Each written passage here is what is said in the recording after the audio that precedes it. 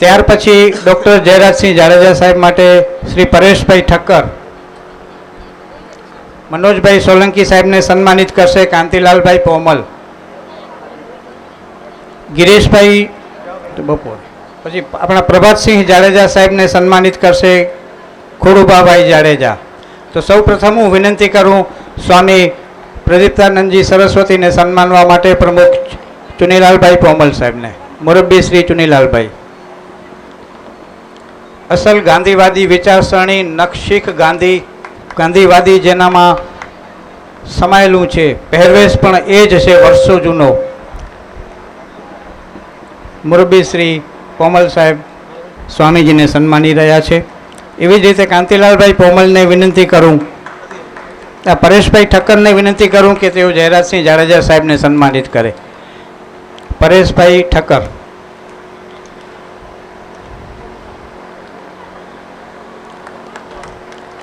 મનોજભાઈ સોલંકી સાહેબને સન્માનિત કરશે કાંતિભાઈ પોમલ. અને આપણા સૌના લોકલાડીલા પૂજ્ય પ્રભાતસિંહ જાડેજા સાહેબને સન્માનિત કરશે શ્રી ખોડુભાભાઈ જાડેજા.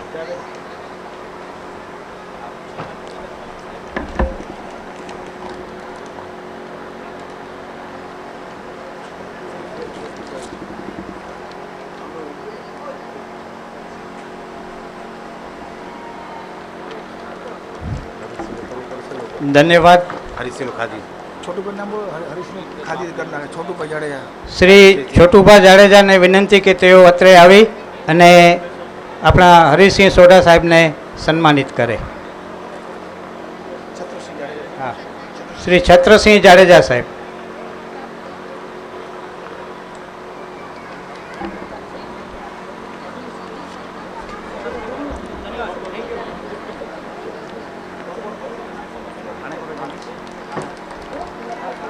ધન્યવાદ, ખૂબ ખૂબ આભાર.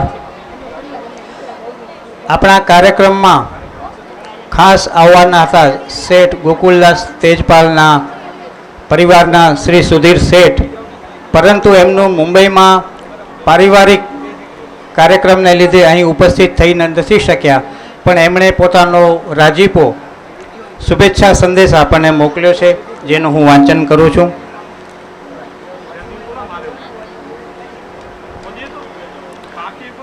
Sudhir R. Tejpal, Chartered Accountant, Shubhecha. Dear past student of the Seth Gokuldas Tejpal Memorial High School, Kothara, Kutch.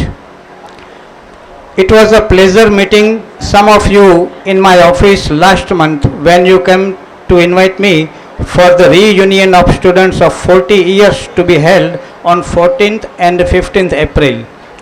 I had agreed to come, but due to some sudden marriage of near relative, I am unable to come. I wish the function grand success. Regards, Sudhir. સાહેબની અત્યારે ભલે કામમાં ત્યાં પારિવારિક કામમાં લગ્ન પ્રસંગમાં હશે, પણ એમનું મન તો અહીંયા જ છે. અને યુટ્યુબ ઉપર પણ આપને જણાવી દઉં કે યુટ્યુબ ઉપર પણ અત્યારે એનું આ કાર્યક્રમનો લાઈવ પ્રસારણ ચાલુ છે. એટલે જેને પણ જ્યાં પણ ઇન્વાઇટ લિંક મોકલવી એ વોટ્સએપ માધ્યમથી મોકલી દો, એટલે બધા ત્યાં બેઠા બેઠા પણ આ કાર્યક્રમ જોઈ શકશે. બીજી જ એવી શુભેચ્છાઓ મોકલી છે રજનીકાંતભાઈ મોરારજી ઠક્કર, ટ્રસ્ટી છાત્રાલયના છે, એમણે ડૉક્ટર પ્રકાશ દળગાવ, ડૉક્ટર નવુભા સોઢા અને મામલતદાર શ્રી કાલાવાડ જામનગરમાં આપણા જ અહીંના મહેશભાઈ કતીરા, એ બધાએ કાર્યક્રમને સફળતા અને શુભેચ્છા બક્ષી છે. ધન્યવાદ, ખૂબ ખૂબ આભાર. દોરમાં આગળ વધીએ. પ્રાસંગિક પ્રવચનમાળા ને એવું બધું આ શબ્દો આજે આપણને નથી વાપરવા. આજે તો આપણો આ એક મોટો વર્ગખંડ છે, એમાં સાહેબો આપણા આ બધા પીરિયડ લેવાના છે, તો એના માટે તો કહેવાનું મન થાય કે ચાલો આપું તમને આજે એક અદ્ભુત નજરાણું, કે ચાલો આપું તમને આજ એક અદ્ભુત નજરાણું, કે શબ્દો સજાવી પીરસશું લાગણીઓનું ભાણું, કે શબ્દો સર્જાવી પીરસશું લાગણીઓનું ભાણું.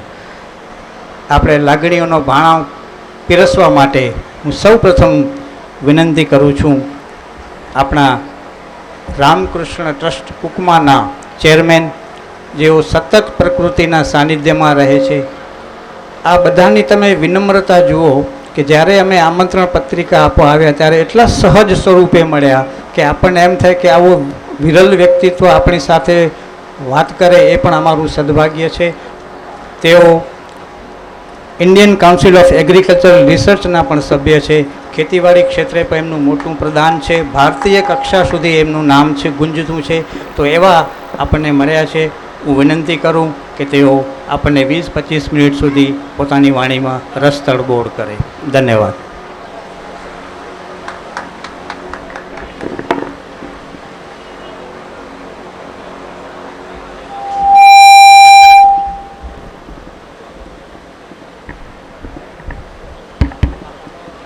નમસ્કાર. આજના સૈદ શ્રી ગોકુલદાસ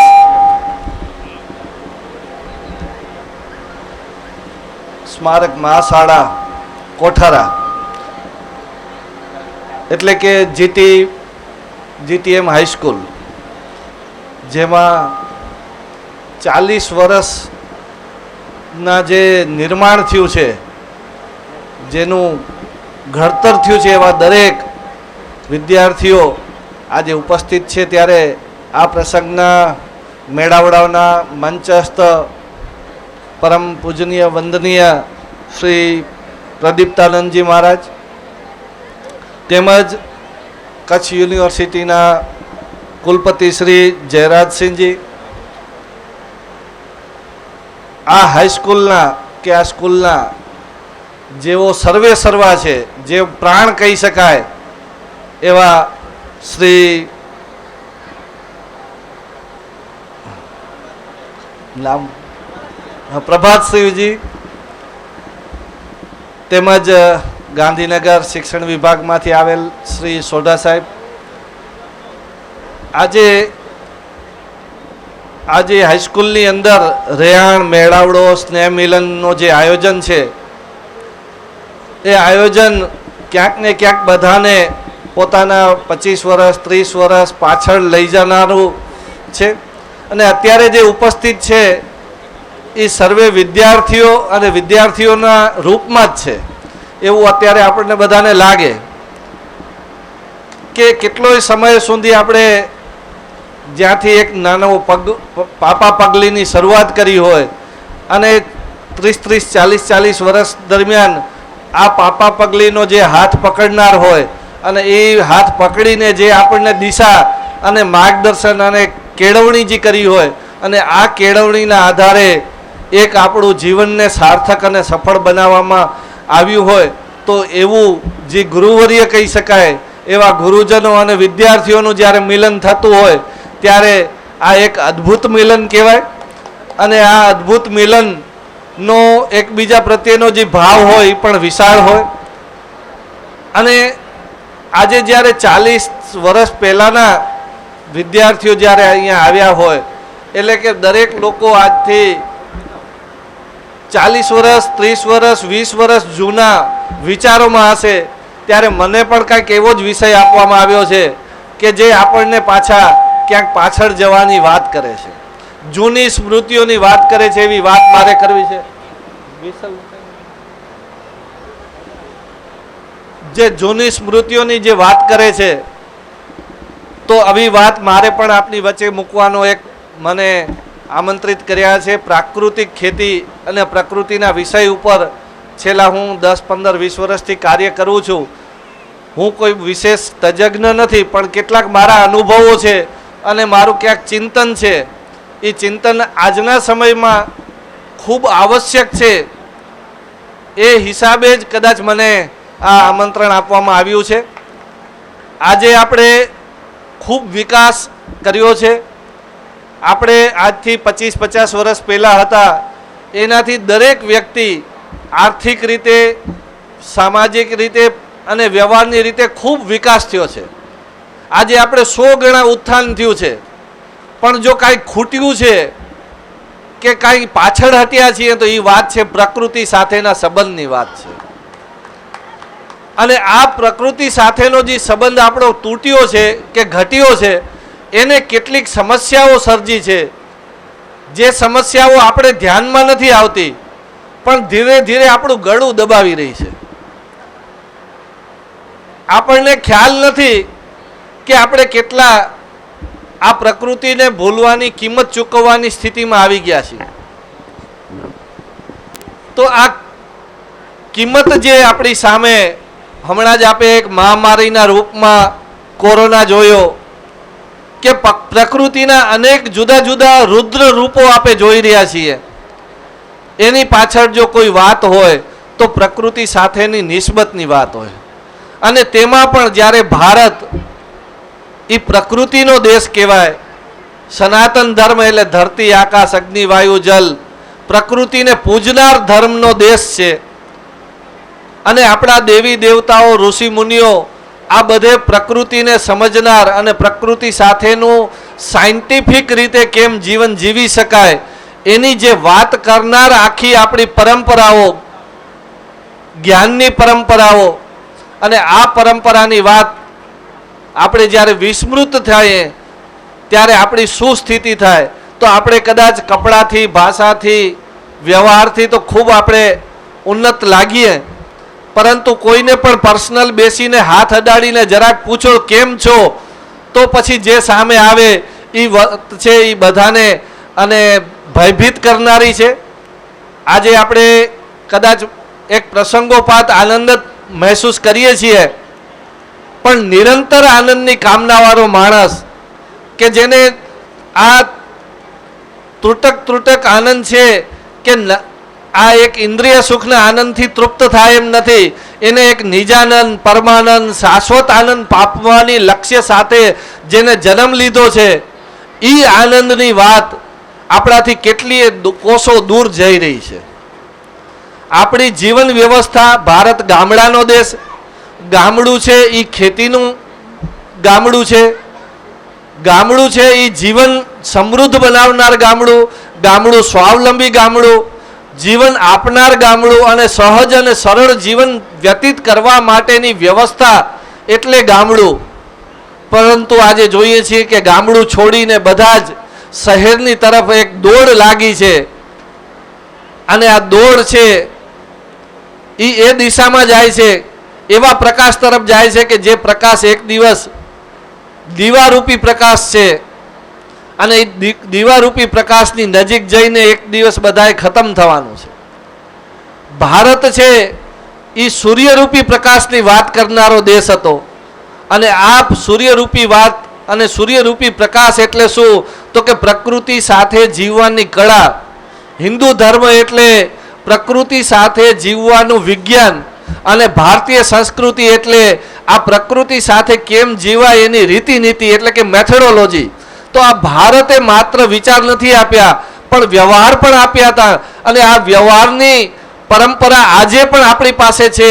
અને 1000 વર્ષના ગુલામી કાળમાં આ ભારતની પરંપરાની આપણે ક્યાંક ને ક્યાંક મિશ્ર વિચારધારા આવી, છતાં પણ આ વિચારધારા ખતમ નથી થઈ. આજે બધાના સંસ્કારની અંદર ક્યાંક ને ક્યાંક આ ગામડું રહેલું છે, ક્યાંક ને ક્યાંક ધર્મ રહેલો છે, ક્યાંક ને ક્યાંક સંસ્કૃતિ રહેલી છે, અને ક્યાંક ને ક્યાંક પ્રકૃતિનો વિચાર રહેલો છે. અને આ વાત છે એના કારણે આજે પણ ભારત એક પ્રકૃતિ સાથેની કેટલીક સંબંધ જાળવી રાખ્યું છે. આટલો ભોગવાદી વિચારની વચ્ચે પણ આજે પ્રકૃતિનો આદર કરવાનું આપણે ભૂલ્યા નથી. કદાચ પ્રકૃતિ સાથે જીવવાનું છોડ્યું છે, પણ પ્રકૃતિનો આદર તો આજે પણ આપણી વચ્ચે છે. આજથી 2 વર્ષ 2009માં વિશ્વ મંગલ ગોગ્રામ યાત્રા નીકળી હતી. તો આ સંકુલ મને યાદ આવે કે હું 2009માં આ સંકુલમાં આવ્યો અને આદરણીય પ્રભાતશ્રીને મળ્યો કે આવી એક વિશ્વ મંગલ ગાયને વિષયને જાગૃત કરનારું, ગાયના વિજ્ઞાનને ઘર ઘર લઈ જનારી એક યાત્રા છે, અને આમાં આપનો સહયોગ જોઈએ. ત્યારે આદરણીય પ્રભાતશ્રીજીએ મને તરત જ પૂરો સહયોગ આપ્યો અને પૂરી યાત્રા થઈ ત્યાં સુધી આ કોઠારાની પૂરી જવાબદારી લઈ અને અનેક બેઠકોનું આયોજન કર્યું. અને એ પ્રકૃતિની વાતને પણ એમને સારી રીતે લોકો સમક્ષ જાય એના માટે પોતાની ભાગીદારી અને પોતાનો જે સ્વભાવ હતો એ ત્યાં મને જોવા મળ્યો કે એ માત્ર વ્યવસાયલક્ષી શિક્ષણ માટે નથી, એ તો ક્યાંક ને ક્યાંક ભારતીયતાના શિક્ષણ, સંસ્કાર, મૂલ્યો, નીતિનું પણ સિંચન કરનાર વ્યક્તિ છે, એનું દર્શન મને ત્યારે થયું. અને હમણાં એમને પણ કેટલાક દર્શન કરાવ્યા કે કેટલાય વ્યવસાયલક્ષી ક્ષેત્રમાં કેટલાય લોકોએ એક કોઠું જમાવ્યું છે, એક મોટું નામ મેળવ્યું છે. પરંતુ કેટલીક વાત હું એમાં જોડીશ કે માત્ર વ્યવસાયલક્ષી ક્ષેત્રમાં નહીં પણ સામાજિક ક્ષેત્રે પણ ખૂબ મોટું નામ કરનાર અહીંયાના કેટલાય શિષ્યો છે, જેમાંના એક છે, હું જરૂર ગૌરવ સાથે કહું કે પ્રબોધભાઈ મુનવર, કે જેમને એક સેવા કેને કહેવાય અને સેવાની કેટલી મોટી વિશાળતા છે અને કેટલું મોટું કાર્ય થઈ શકે એવું ભુજને અને સમગ્ર કચ્છને પર્યાવરણ, સામાજિક દરેક ક્ષેત્રમાં કઈ રીતે ઉપયોગી થવાય એમની એક એને ભેખ અને જ્યોત જલાવી છે.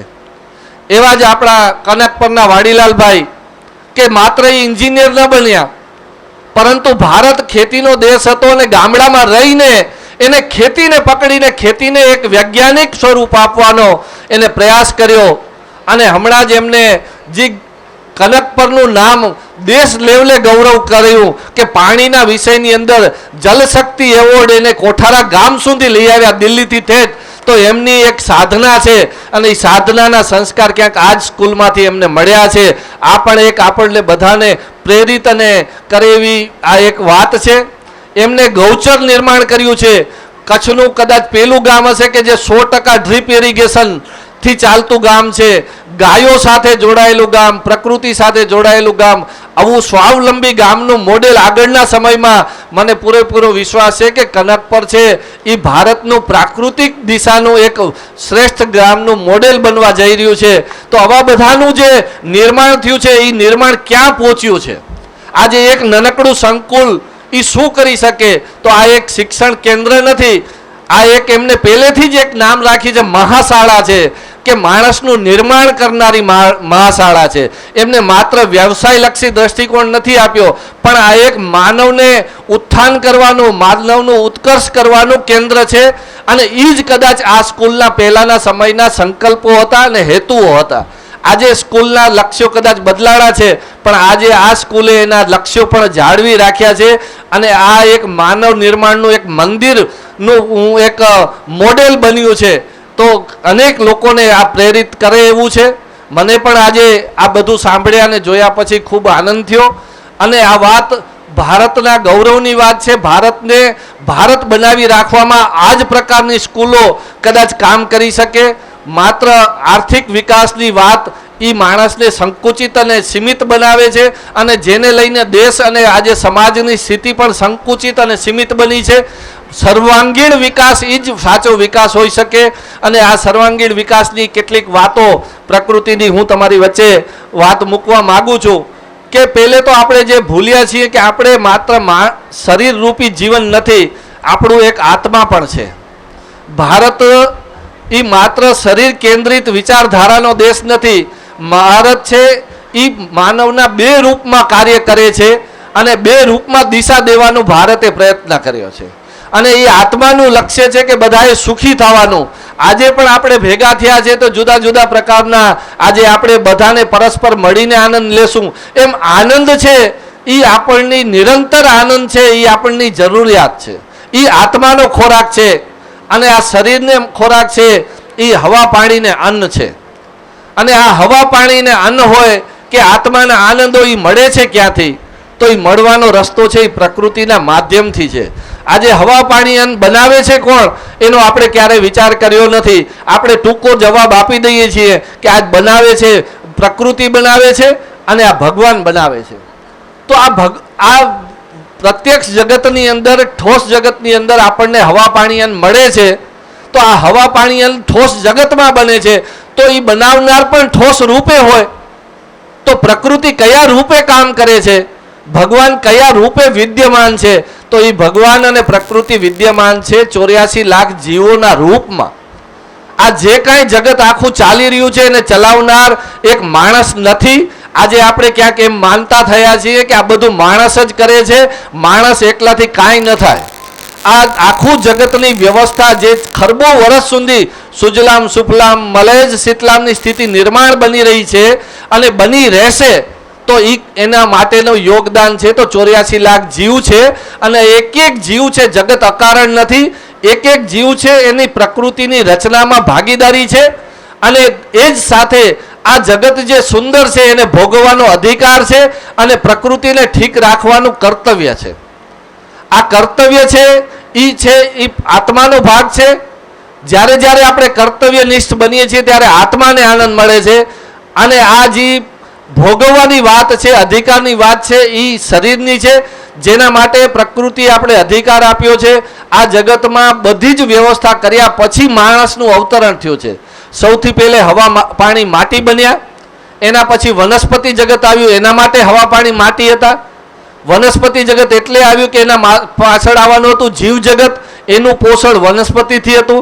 અને એના પછી માણસ આવ્યો કે જેને હવા પાણી માટીથી લઈ પશુ પક્ષી વનસ્પતિ બધાનો ઉપયોગ કરી અને પરમ સુખની એ પ્રાપ્તિ કરી શકે એવી વ્યવસ્થા પ્રકૃતિએ આપણને બધાને આપી દીધી.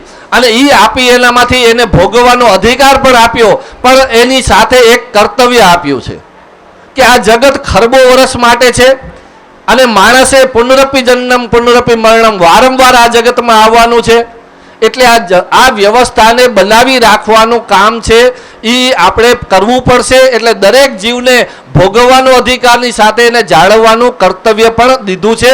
અને આ વાત આપણા શાસ્ત્રો ડગલે ને પગલે કરતા આવ્યા છે. અને આ જ એક આપણો શિક્ષણનો મોટો ભાગ હતો. અને બીજી વાત કે આ જગતની રચનાને સમજવું એટલે કે જગતના સત્યને સમજવું. અને આ રચના સમજીએ તો જ એની સાથેની આપણી ભાગીદારી છે આ આપણે કરી શકીએ. આજે ખેડૂત એમ માને છે કે ખેતી હું કરું છું, વાસ્તવમાં ખેડૂત ક્યારે ખેતી કરી શકે જ નહીં. ખેડૂત ખેતીમાં ભાગીદારી કરે છે, ખેતી નથી કરી શકતો. પણ એવું માનતો થઈ ગયો એટલે એના ઉપર બધો બોજ આવ્યો.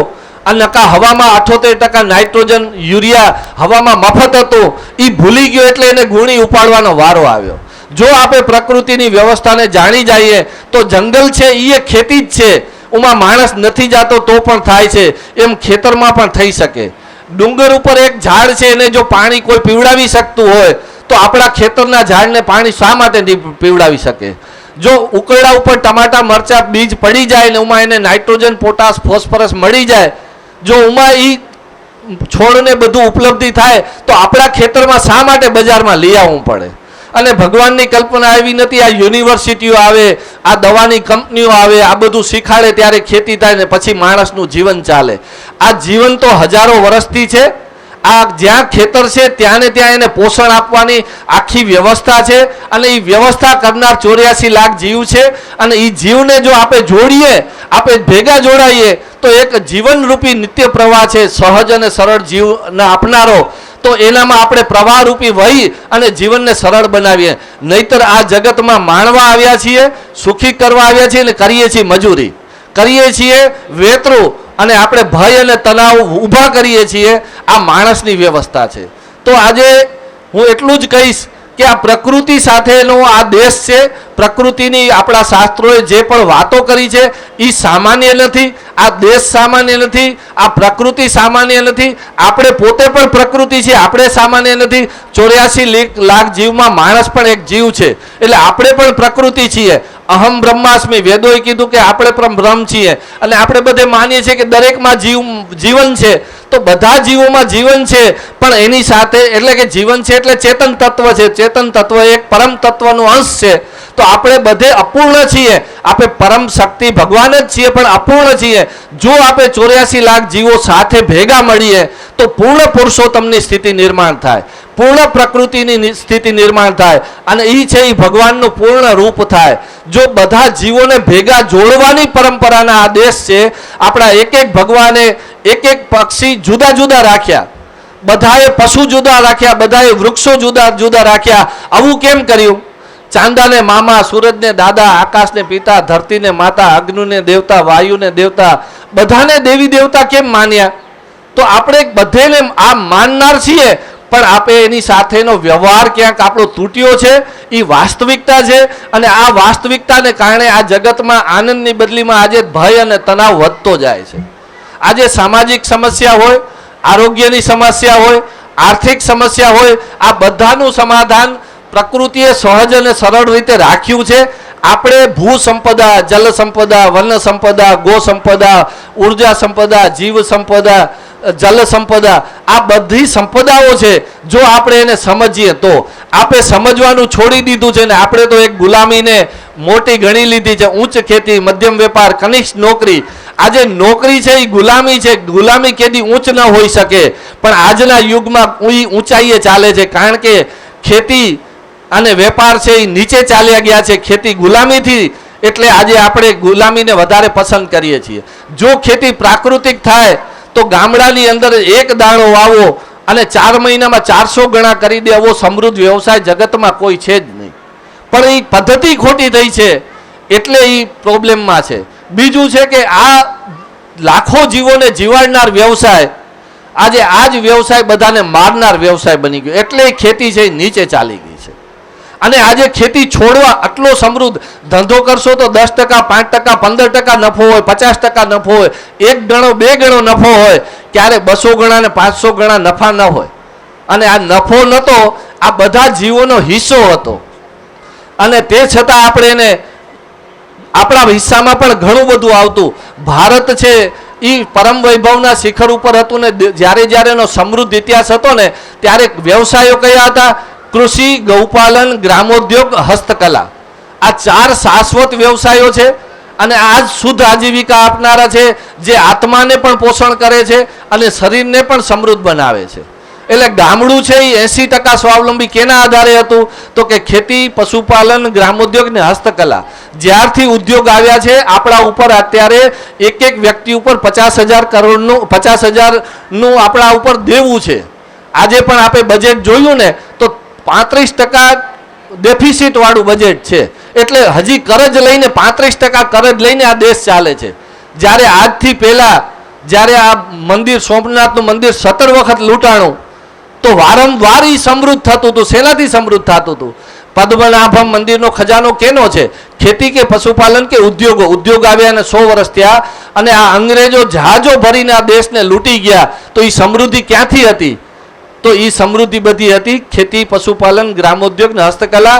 અને આપણે આ ઋષિ મુનિઓ હતા એ વૈજ્ઞાનિકો હતા અને એ માત્ર પૈસાના સમૃદ્ધિના વૈજ્ઞાનિકો નહોતા. આ જીવનને સફળ અને સાર્થક બનાવનાર, રસ્તો બતાવનાર વૈજ્ઞાનિકો હતા. આ પ્રકૃતિને સમૃદ્ધ બનાવનાર અને આપણે પણ માણસ જીવનને પણ સમૃદ્ધ બનાવે. એટલે કે આજે જે પ્રકૃતિ જે છે એ આજે એની સાથે જો આપણે તૂટશું તો આપણે ધીમે ધીમે ખતમ થાય. પ્રકૃતિ કેદી ખતમ નહીં થાય. 50 વર્ષથી ચૂસિયાને ઈયળો મારી છે, 50 વર્ષથી ઈયળો ચૂસ્યા ખતમ નથી થયા, એને મારનાર ધીમે ધીમે ખતમ થઈ રહ્યો છે. એટલે આજે આપણે જાગવાની જરૂર છે. ઝેરનો વેપાર બંધ કરી આપણો અહિંસા ધર્મ છે એ એટલે છે કે આ જીવો ખતમ થશે તો બધી વ્યવસ્થા ખતમ થશે. એટલે અહિંસા ધર્મને માત્ર ધાર્મિકતાથી ન જોઈએ, એને સાયન્ટિફિક વેથી સમજીએ. ભારતના શાસ્ત્રો સાયન્સ છે, એ કોઈ ધાર્મિકતા કે ભાવાત્મકતા નથી. એ વ્યવહાર જગતનું સત્ય છે અને એ સત્યની સાથે આપણે જોડાયેલા રહેવું અને એ પાછું ગ્રામ નિર્માણ કરીને જ થઈ શકે. કારણ કે શહેર છે એમાં પ્રકૃતિ નથી એટલે એમાં જીવન ક્યારેય ના આવી શકે. એ કદાચ પૈસાથી સમૃદ્ધ છે. ગામડામાં પ્રકૃતિ છે એટલે એમાં જીવન મળી શકે, પૈસો પણ મળી શકે. કારણ કે પૈસાનું ઝાડ ગામડામાં છે. પૈસો બને ખેતી, ખનિજ, માનવીય શ્રમ, પશુ પક્ષી, વનસ્પતિના ઉપયોગથી. અને એ બનાવનાર છે એ પ્રકૃતિ ગામડામાં છે. પણ ગામડું કાચો માલ વેચે છે અને શહેર પાકો માલ કરે, મૂલ્યવર્ધન કરે છે. એ જો આપણે ગામડામાં મૂલ્યવર્ધન પહેલા જો તેદી કરી શકતા હતા, આજે કેમ ન કરી શકીએ? તેદી સાધનો વગર 80% ગ્રામ સ્વાવલંબી હતું તો આજે ગામડું સ્વાવલંબી કેમ ન બની શકે? આજે ટેકનોલોજી અને સાધનોનો યુગ છે. આપણા ગામડામાં બધું જ આપણે કરી શકીએ. માત્ર આત્મવિશ્વાસની જરૂર છે, આપણું મન બનાવવાની જરૂર છે અને જીવન તરફ પાછું વળવાની જરૂર છે. શહેર છે એ મૃત્યુનું ઘર છે, ગામડું છે એ જીવનનું ઘર છે. અને આપણે સર્વાંગીણ સુખને પામવું હોય, આ શરીરને પણ ઝેર પાયું છે અને આત્માને પણ મતલબ, લોભ, મોહ, માયાનું જે ઝેર વધારી રહ્યા છીએ એમાંથી મુક્ત કરવું હશે તો પ્રકૃતિની સાથે રહીને જ પ્રાકૃતિક બનાય, વિકૃતિઓ સાથે રહીને વિકૃત બનાય. એટલે પ્રકૃતિ છે એ આપણા બધાનો જીવનનો આધાર છે, આપણા બધાનો નહીં, બધા જીવોનો. અને બધા જીવો થકી જગત છે ને બધા જીવો માટે જગત છે. અને આપણે પાણી ખતમ કરીને જાશું તો આવતા જન્મમાં પાણીથી તરસે મરવા આપણે આવવાનું છે, જમીન ખતમ કરીને જાશું તો ભૂખે મરવા આવવાનું છે, અને આપણે સંસ્કારોને સાચી સમજ ખતમ કરીને જાશું તો દુઃખી થવા આવવાનું છે. આ દુઃખની માત્રા વધશે. આજે આપણે માનવ તરીકે એક મોકો મળ્યો છે કે આ ચક્ર ઊંધું ચાલે છે ને સીધું કરવા માટે. એટલે આવો જન્મ વારી ઘડીએ મળતો નથી. તો આપણે જે કાંઈ સમજ છે એનામાં આવતા જન્મ માટેની આજના જન્મમાં આપણે જગતને વધુ સુંદર બનાવીએ, વધુ સમૃદ્ધ બનાવીએ, વધુ સ્વસ્થ બનાવીએ. નહીંતર આ વિકાસ છે એ ખાલી એ ભ્રમિત કરનારો વિકાસ છે. ઇન્દ્રિયોને જેટલું તમે તૃપ્ત કરો ને એ અતૃપ્ત બનાવે ને દુઃખી કરે. જ્યારે કર્તવ્ય રૂપી તમે જ્યારે સેવા કરો છો ત્યારે એ વધુ આનંદ અને સાચા આનંદને પામે છે. એટલે એ કર્તવ્ય છે એ જ ધર્મ છે. એટલે આપણે પાણી, હવા, જીવો માટે કાંઈક ને કાંઈક આપણું ડ્યુટી કરીએ, આપણા માટે બધું લઈએ અને જીવો માટે આપણે કામ કરીએ. કારણ કે હું પ્રકૃતિ માટે કામ નથી કહેવા માંગતો, કારણ કે પ્રકૃતિમાં આપણે ભ્રમિત છીએ અને ખબર નથી. હું કહું છું જીવો માટે કામ કરશું તો જ આપણે સાચો પ્રકૃતિનું સન્માન. પ્રકૃતિ જ એ છે, જીવું છે એ જ પ્રકૃતિ છે. તો આપણે પ્રકૃતિ માટે બધે કામ કરીએ અને આવા વિદ્યાલયોમાંથી જે આપણને જ્ઞાન મળ્યું છે એને વાગોળીએ. માત્ર એને આર્થિક ઉપાર્જનમાં જ કામે લગાડવી એ વિદ્યા નથી. જીવનને સફળ બનાવવા માટે આપણે જો વિદ્યાને કામે લગાડીએ અને એવું ભારતના શાસ્ત્રો અને ભારતના ગુરુજનોએ જે આપણને દિશા બનાવી છે એ રસ્તે ચાલીને જ આપણે ભારતને આજે આઝાદીનું 75 વર્ષ ઉજવી રહ્યા છીએ. સાચા અર્થમાં આઝાદ ત્યારે જ થશું કે જ્યારે બધાનું કલ્યાણ થશે. સર્વભવંતુ સુખીના સર્વ સંતુ નિરામય. અસ્તુ. ભારત માતા કી જય. વંદે ગો માતા.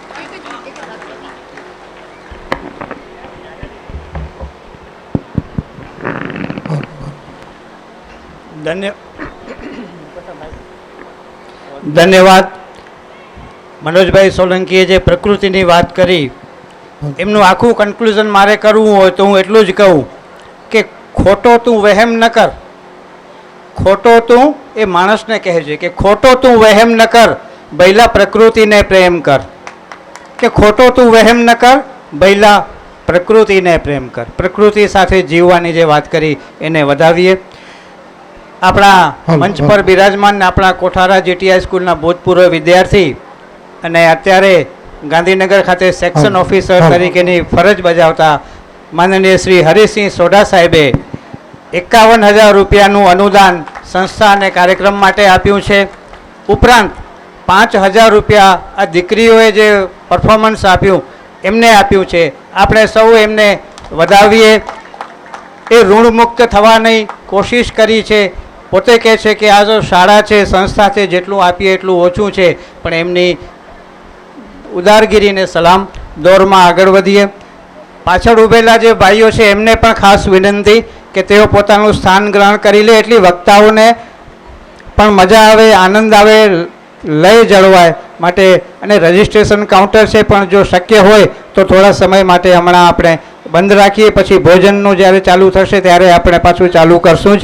માટે આપણે બધા પહેલાં વક્તાઓને સાંભળવાના છે. આપણા ગુરુજી પ્રભાતસિંહ જાડેજા સાહેબનું આપણે સૌએ તો સન્માન કર્યું. આપણે તો કરીએ, આપણે તો શિક્ષા લીધી છે, આપણા ગુરુ છે, પણ સંસ્કાર જુઓ. એમનું પરિવાર પણ આજે આ તક ઝડપી લે છે અને કહે છે કે અમને પણ અમારા બાપુનું સન્માન કરવું છે. તો એ પરિવારને વિનંતી, આવો બધા સાથે અને જાડેજા સાહેબનું સન્માન કરો.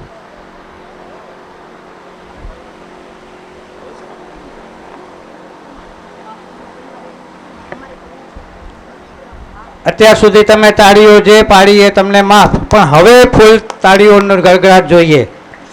સાહેબનું જ્યારે પરિવાર તરફથી સન્માન થઈ રહ્યું હોય ત્યારે આપણે સૌએ તાળીઓ પાડવી ફરજિયાત છે. તેમ પ્રશ્નપત્રમાં ફરજિયાત મરજિયાત હોય એમાં ફરજિયાત છે તાળીઓ પાડો. જેમ સાહેબે પોતાનો શ્રેય જેમ એમની ટીમને આપ્યો તેમ સાહેબ જે કંઈ છે એમને સાહેબની જે મહેનત હતી એમાં એનો પરિવારનો સિંહ ફાળો હતો. એટલે એક એમના પરિવાર માટે નતમસ્તકે અને આપણે એમને 3 તાળીઓનો માન આપશું. અને મનોજભાઈ અત્યાર સુધી માનવ અમે નિર્જીવ બનીને જીવી રહ્યા હતા, પણ આપે અમને સજીવ બનાવ્યા. ખૂબ જ સુંદર વક્તવ્ય. અને પ્રવાસી જાડેજા સાહેબનો પરિવાર જ્યારે આજે એમનું સન્માન કરીને ધન્યતા અનુભવ્યો, આ ક્ષણના આપણે સૌ સાક્ષી છીએ.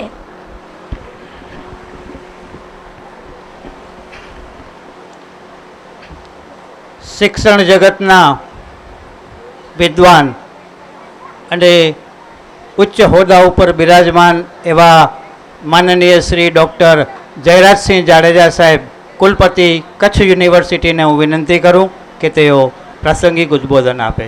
માનનીય શ્રી જાડેજા સાહેબ.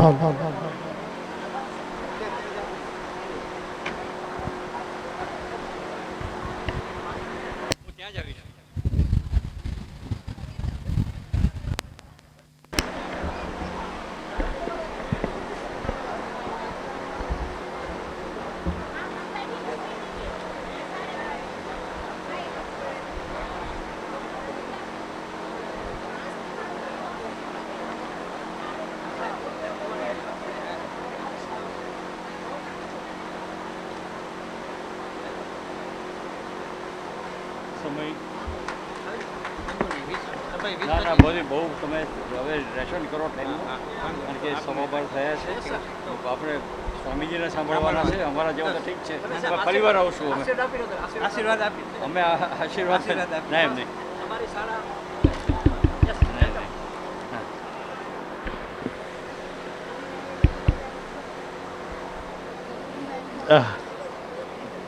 પરમ પૂજ્ય સ્વામીજી, મંચસ્થ બિરાજમાન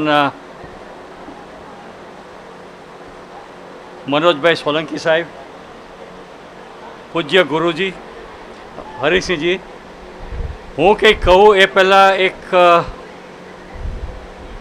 હરિસિંહજીએ એમણે એમ કહ્યું કે આ જે કંઈ એ સેક્શન ઓફિસર થયા કે જે કંઈ પદવી એમણે પ્રાપ્ત કરી એ ગુરુજી દ્વારા જ મળી છે. એટલા માટે એ જે પાઘ જે છે એ હરિસિંહજી પોતે ગુરુજીને પહેરાવવા માગે છે. તો I will start with this. Please sir.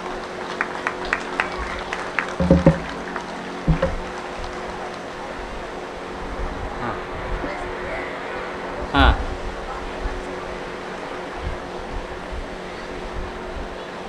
પૂજ્ય પ્રદીપ્તાનંદજી બિરાજમાન હોય અને આપણે કંઈક કહીએ તો ખૂબ અજુકતું લાગે. એટલે માટે હું જરાક ક્ષોભ અનુભવી રહ્યો છું કે એમની આગળ મારે શું વાત કરવી. અને સૌથી હું લાઇટર વેનમાં વાત કરું તો મારી સામે મારા પત્ની બેઠા છે ને એમની સામે હું બોલી રહ્યો છું. કે પત્નીની સામે બોલવું તો મનમોહન સિંહનો પણ અવાજ નીકળે.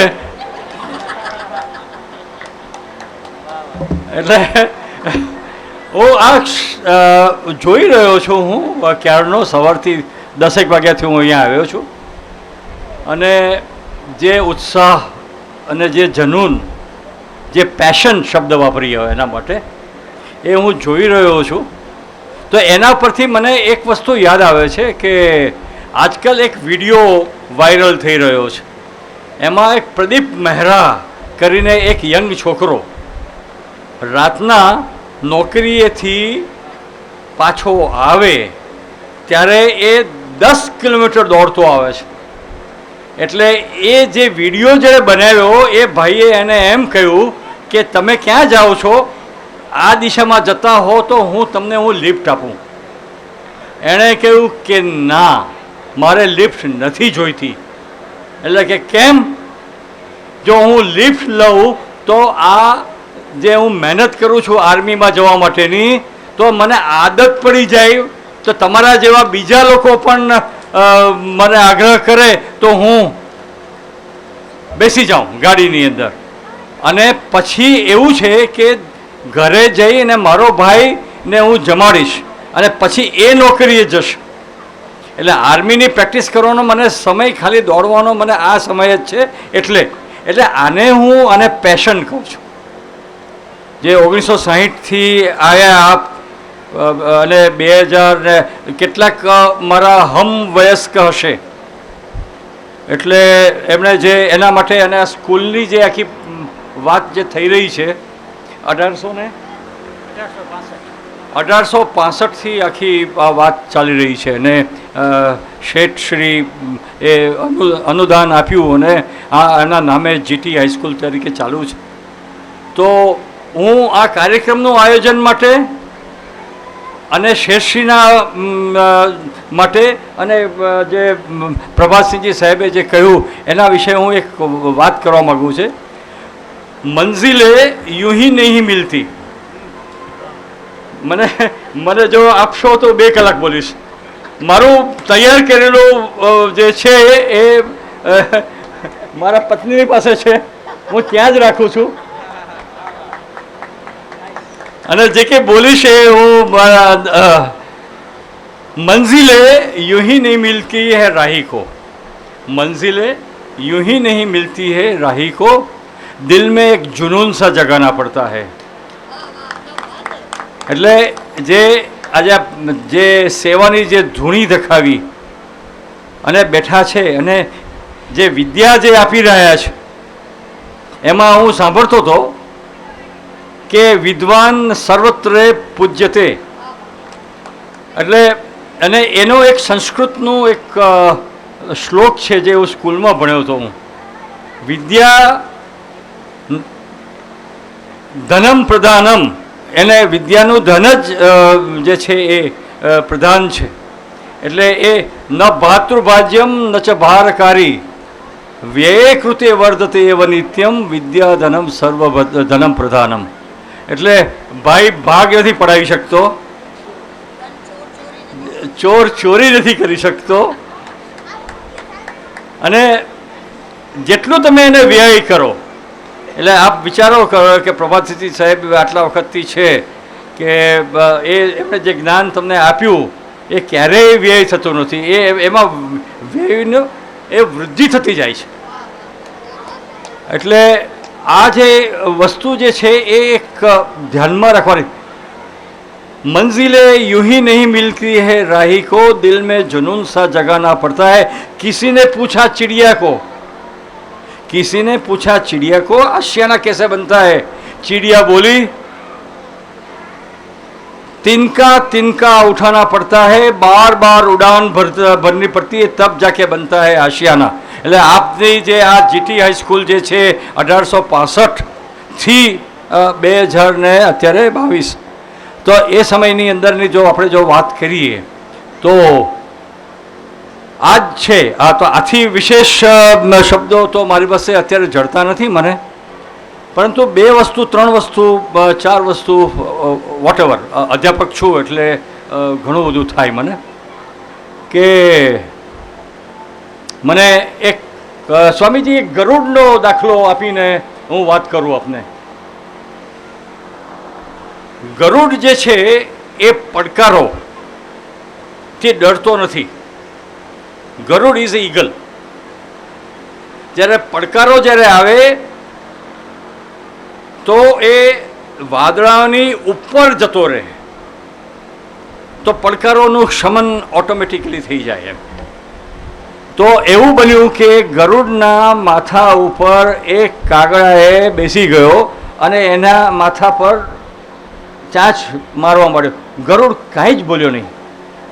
જે મોટા માણસો હોય, જે ઉચ્ચ કક્ષાના માણસો હોય, જેની પાસે હ્યુમિલિટી હોય, એ બોલે નહીં કાંઈ. પણ ગરુડે પોતાની ઊંચાઈ, હું વાત કરું છું, ગરુડ પોતાની ઊંચાઈ એટલી બધી ઊંચી લઈ ગયા કે કાગડો ત્યાં ટકી જ શક્યો નહીં, કાગડો પડી ગયો.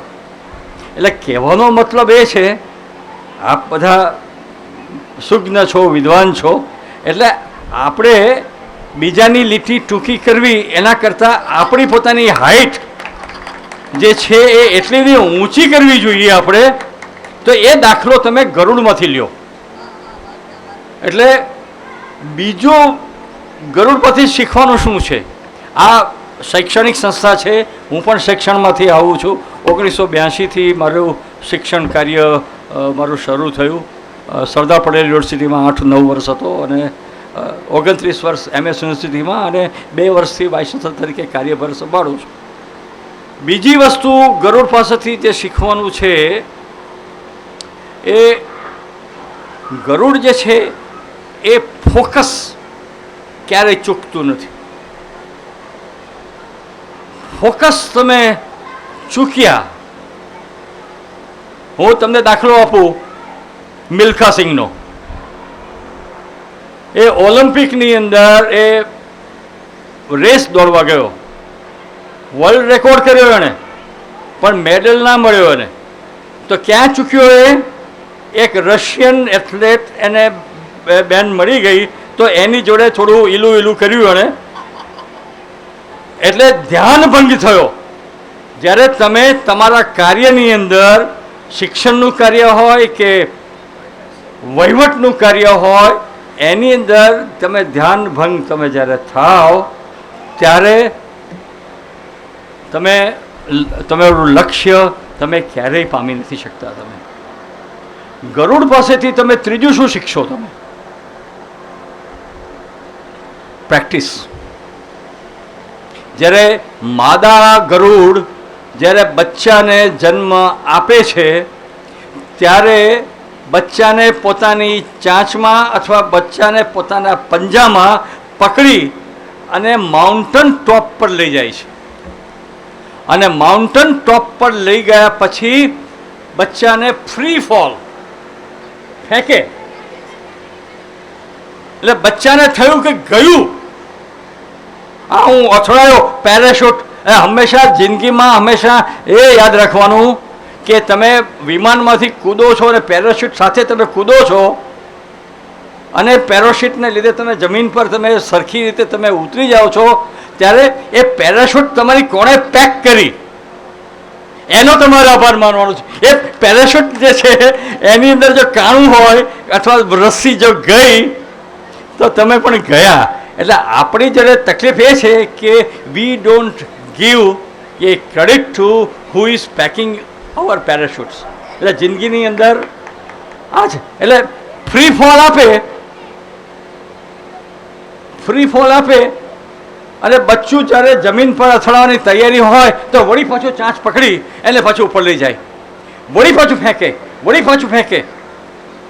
એ ત્યાં સુધી એને કરે કે જ્યાં સુધી એ જાતે પોતાની મેળે પાંખ ફફડાવીને દોડતું ના થઈ જાય, ઉડતું ના થઈ જાય. This is what you have to learn. અને ગરુડનો એક સરસ મજાનો હું વાત કરું એની અંદર ગરુડ પર ઉતરી જ ગયો છું તો પછી ગરુડની વાત કરીએ આપણે. તો ગરુડ હંમેશા ફ્રેશ જમે. શિકાર પોતાની મેળે કરે, કોઈના શિકાર પર એ નથી જમતો. સિંહ જે હોય પોતાનું મારણ પોતાની મેળે જ મારે અને પોતે જ જમે, બીજાના મારણ કરેલા એની પર સિંહ જમે નહીં. એટલે ગરુડ જે છે એ આ કહેવાનો મતલબ એ કે તમે જે પણ ક્ષેત્રમાં હો તો એની અંદર તમે પ્રાઇમરી ડેટા, પ્રાથમિક ડેટા જે છે એની પર આધાર રાખો. ગવર્મેન્ટના રેકોર્ડ્સ છે કે બીજા બધા રેકોર્ડ્સ જે છે એ જૂના થયેલા રેકોર્ડ્સ છે, એ કરંટ અને પર્ટિનન્ટ નથી હોતા. એટલા માટે ગરુડ એ શીખવે છે કે તમે તાજું જમો, તાજું ખાઓ. એટલે પ્રાઇમરી ડેટા પરથી તમારા જે તારણો આવે એ તમે. અને ગરુડ જે છે એ સ્વામીજી રેજ્યુવેનેશનમાં જાય. ગરુડ ગુફામાં જતો રહે પર્વતની અને પછી પોતાની જે ચાંચ જે છે એ તોડી નાખે, પીછા જે છે એ કાઢી નાખે અને પછી પાછો એનો એમ કે એની અંદર ચાંચ પાછી આવે અને પીછા જ્યારે આવે હી કમ્સ રેજ્યુવેનેટેડ. તો જે 1.5 મહિનાનું જે તમને સ્કૂલની અંદર વેકેશન જે આપવામાં આવે છે એ કેરીઓ ખાવા માટે આપવામાં નથી આવતું, એ તમને ભણવા માટે અને તાજું થવા માટે આપવામાં આવે છે કે જેથી કરીને વિદ્યાર્થીઓને તમે તાજું જમવાનું આપો તમે. એટલે ઘણું બધું છે અને best way is that you have to be a very good human being. સમય ઘણો થઈ ગયો છે અને શિક્ષકને હું જ્યારે ફેકલ્ટી ઓફ મેનેજમેન્ટમાં હું ભણાવતો ત્યારે અમારે બેલની સિસ્ટમ નહોતી. અમારે 70 મિનિટનો વર્ગ હોય, 90 મિનિટનો વર્ગ હોય. એટલે શિક્ષકને તમે આપો અને હું 70 મિનિટ માનીને ચાલું. મુખ્યજનોનો જઠરાગ્નિ જાગશે, કારણ કે હજી સ્વામીજીને એમાંથી મારે આપણે સાંભળવાનું છે, શીખવાનું છે, ઘણી બધી વાતો થઈ શકે એમ છે. એટલે generosity, sincerity, progress, humility, work hard, sincerity, integrity, ethics, આવા બધા ગુણો જો તમે કલ્ટિવેટ કરો તો તમને સફળ થવામાં તમને કોઈ નહીં રોકી શકે. તમે ભલે તમને એમ લાગતું હોય કે તમે આટલા 40 વર્ષે 60 વર્ષે, પણ એથી વધારે તમે પામી શકશો. એટલે એવું ઘણી બધી વાતો મારે કોઈક વાર ફરીવાર મને બોલાવશે સ્કૂલની અંદર તો હું અચૂક આવીશ અને વધારે વાતો કરીશ. એટલે થેન્ક યુ સો મચ અને all the best to the school. યા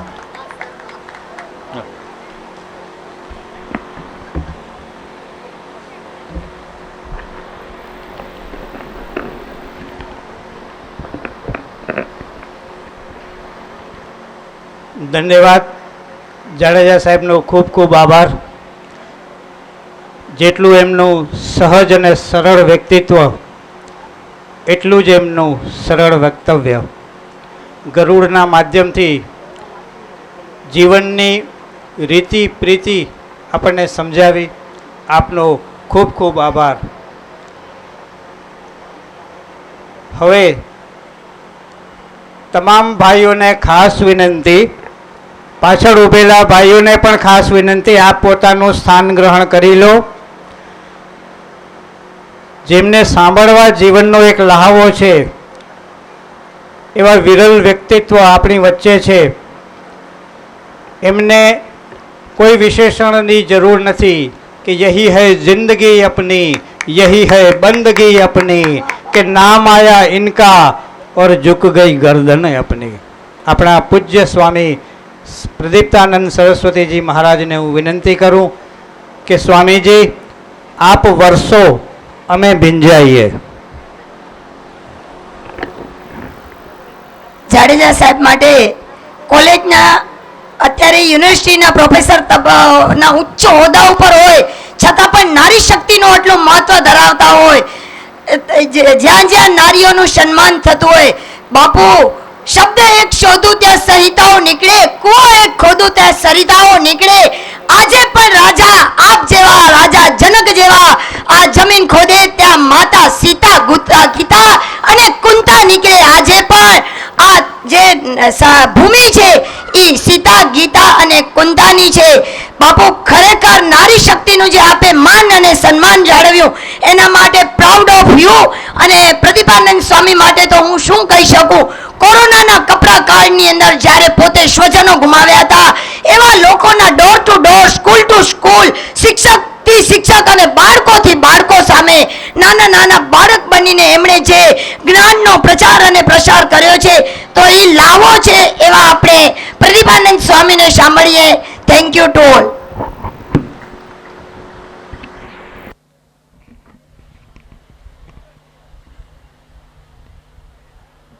ओम ओम ओम हरि ओम. ओम सदाशिवसमारम्भां शङ्कराचार्यमध्यमाम् अस्मदाचार्यपर्यन्तां वन्दे गुरुपरम्परां. श्रुतिस्मृतिपुराणानाम् आलयं करुणालयं नमामि भगवत्पादं शङ्करं लोकशङ्करं. शङ्करं शङ्कराचार्यं केशवं बादरायणं सूत्रभाष्यकृतौ वन्दे भगवन्तौ पुनः पुनः. ॐ ॐ सहनावतु सहनौ भुनक्तु सह वीर्यं करवावहै तेजस्विनावधीतमस्तु मा विद्विषावहै. ॐ शान्ति शान्ति शान्तिः. મંચ ઉપર મારી સાથે બિરાજમાન પ્રભાતસિંહજી જાડેજા, કચ્છ યુનિવર્સિટીના કુલપતિ જયરાજસિંહજી, મારા મિત્ર મનોજભાઈ સોલંકી અને ગાંધીનગરમાં પણ પોતાની સેવા આપી રહેલા આ જ શાળાના વિદ્યાર્થી અને આ જ શાળામાં ભણેલા બધા જ પાકેલા અને સમાજને પોતાનો રસ આપનારા બધા જ વિદ્યાર્થીઓને મારા હરિઓમ. સૌથી પહેલો પ્રશ્ન બેને મને સાંભળ્યો છે એટલે એને ખબર છે. સ્વામીજી હંમેશા પ્રશ્નથી શરૂ કરે અને જવાબ આપીને વાતને પૂરી કરે. તો તમને બધાને સૌથી મારો પહેલો પ્રશ્ન છે, સાંભળ્યા પછી ખબર પડશે કે હવે અંદર અંદર વાત કરશો તો મિસિંગ તમે જ કરશો, કારણ કે છોકરાઓને હાચવવા એ મને ખબર જ અઘરા છે. અને આજે કહેવામાં આવ્યું છે કે તમે અમારા જીટી હાઈસ્કૂલના વિદ્યાર્થીઓનો ક્લાસ લેવાનો છે અને ક્લાસમાં અમુક છોકરાઓ તો તોફાની હોય જ, છેલ્લી બેન્ચમાં બેઠા હોય અને મસ્તી મજાક ન કરે ત્યાં સુધી એને પચે નહીં. It's okay, I take it lightly, બહુ હળવાશથી લઉં છું. પણ મારો પહેલો પ્રશ્ન છે કે તમે મને કહો કે જીવનમાં શું જીતે? પ્રેક્ટિકલ પ્રશ્ન હોય એ જીતે કે આદર્શની વાતો જીતે? હા, પ્રેક્ટિકલ પ્રશ્ન જીતે, બરાબર ને? કારણ કે હું એટલા માટે પ્રશ્ન કહું છું કે અત્યારે 12:30 વાગ્યાનો સમય થયો છે અને પ્રેક્ટિકલ પ્રશ્ન છે કે પેટમાં ગલુડિયા બોલે અને સ્વામીજી આદર્શની વાતો કરે, બંનેમાંથી કોણ જીતે? એટલે મારા માટે આ અઘરો પ્રશ્ન મને આપવામાં આવ્યો છે. મોટે ભાગે આવો પ્રશ્ન મને મળતો જ હોય કે પૂર્ણાહુતિના સમયમાં હવે સ્વામીજી આશીર્વાદ વરસાવે, તમે વર્ષો ને અમે ભીંજાઈએ. મારો પ્રશ્ન એ છે, આ બધા કહે છે કે અમારા ખાલી વક્તા જ કહે છે? તમે વર્ષો ને અમે ભીંજાઈએ. સૌથી પહેલી વાત કહી દઉં કે 1.5 દાયકો એટલે લગભગ મને એમ છે કે 150 વર્ષ જૂની ઇતિહાસની ઘટનાઓના સાક્ષી આપણે બધા બની રહ્યા છે, અમે તો ખાસ. અને એક ત્યાંથી મારી વાતને શરૂઆત કરું કે તમે બધા મારા કરતા કંઈક વધારે એક ક્ષેત્રમાં તો વધારે નસીબદાર છો જ. હવે આ સ્વામીજી કહે છે, સ્વામીજીની ફિલ્મ ઉતરે છે, તમે બધા મને સાંભળો છો. હું જાહેરમાં આ સ્ટેજ ઉપર આવીને કહું છું ને, સ્વામીજીને કોઈ દિવસ કોઈના વખાણ ના કરવાના હોય. જે વાસ્તવિકતા હોય ને એ વાસ્તવિકતા કહેવાની હોય. આ અમારો ધર્મ છે અને મારો ધર્મ મને થોડો ખબર છે કે મારો શું ધર્મ છે. તો સૌથી પહેલે કહી દઉં કે મારા કરતા પણ તમે થોડાક વધારે નસીબદાર છો કે તમને બધાને પ્રભાતસિંહજી જાડેજા જેવા સર મળ્યા છે. આ આખા સંકુલના કેન્દ્રમાં પ્રભાતસિંહજી છે અને હવે ઘણા બધા આમાં શિક્ષકો મિત્રો પણ છે. તો આજે હું તમને કહી દઉં કે what I am seeing just now, અત્યારે સ્વામીજી શું જોઈ રહ્યા છે? સ્વામીજી જોઈ રહ્યા છે એક શબ્દ મેં વારંવાર સ્કૂલોમાં બોલ્યો છું, કોલેજોમાં બોલ્યો છું, શિક્ષણ જગતમાં જઈને હું પૂછ્યું છું. આજે એ શબ્દ હું ફરીથી રિપીટ કરીશ. આજે હું પ્રેક્ટિકલી જોઈ રહ્યો છું. शिक्षक कभी साधारण नहीं होता, प्रलय और निर्माण उसकी गोद में पलते हैं, खेलते हैं. અને આજે હું આ પ્રભાતસિંહજીની બાજુમાં બેસીને જોઉં છું કે શિક્ષક કભી સાધારણ નહીં હોતા. તમારા બધાના સ્ટેટસ ઉપર આજે પ્રભાતસિંહજીનો ફોટો હોવો જોઈએ અને એક વાક્ય હોવું જોઈએ કે શિક્ષક કભી સાધારણ નહીં હોતા. કારણ કે જ્યારે એને 1975માં કામ શરૂ કર્યું છે, અત્યારે એને પૂછું કે તમને આવી કલ્પના હતી કે 20, 25, 50 વર્ષ પછી તમારા બાજુમાં એક સ્વામીજી ઊભા રહી અને તમારે સ્કૂલ વિશે આવું બોલતા હશે? એની કલ્પના નહીં હોય. એને કામ શરૂ કર્યું. આ યાદ રાખજો, આમાંથી ઘણું બધું શીખવા જેવું છે. ઘણો બધો સમાજનો સંદેશ છે કે શું કરવાનો હોય. આ તમે જે કોન્ટ્રીબ્યુશનની જે ભાવના છે ને એ ભગવદ્ ગીતા કે આપણો વેદ કે, અને હમણાં જ મનોજભાઈએ જે વાતને ખૂબ જ સરળ શબ્દોમાં રજૂઆત કરી કે પ્રકૃતિનો સિદ્ધાંત છે, બરાબર સમજી લેજો. તમારું કોન્ટ્રીબ્યુશન છે ને એ તમારા જીવનનું પરમ સત્ય છે. What you contribute to your society. આ પ્રભાતસિંહજી મારી બાજુમાં બેઠા છે, 1975 થી જે કામ કરે છે, એને જે કોન્ટ્રીબ્યુશન કર્યું છે અને તમારા જીવનમાં જે અત્યારે જે વિકાસ દેખાય છે, તમે જે સ્થિતિએ પહોંચ્યા છો, એ બધાની અંદર કોઈ એક વ્યક્તિનો નિસ્વાર્થ સેવા પડેલી છે. હું એને એમને વાત નથી કરતો, એને મેં સાંભળ્યા. અત્યારે હું તો એને પ્રથમવાર કદાચ મળી રહ્યો છું. એની વિશેષતા કહું કે એની ઉંમર ખબર નહીં કેટલી થઈ હશે અત્યારે. કેટલી ઉંમર છે આપની? 75 વર્ષની ઉંમર છે. યાદ રાખો, મેં શું જોયું છે આ હું તમને જોતા શીખવાડું. શું જોવાય એ જ્યારે બોલવા માટે ઊભા થયા ને જે બોલ્યા ને એના એક એક વિદ્યાર્થીને બધાના નામ એને મોઢે હતા. આજના કોઈ પણ શિક્ષક પાસે જઈને જુઓ કે વિદ્યાર્થીના નામ એને મોઢે છે. એક ને બે પેઢી પછીના સાવ ભૂલી ગયા છે કે આની પેલાની બેચમાં કોણ હતો. આટલા વર્ષો જૂના વિદ્યાર્થીને નામથી ઓળખે છે. આવા વ્યક્તિઓ છે ને એ આપણા ભારતની ધરોહર છે. એટલે યાદ રાખજો કે આપણા દેશના જેટલા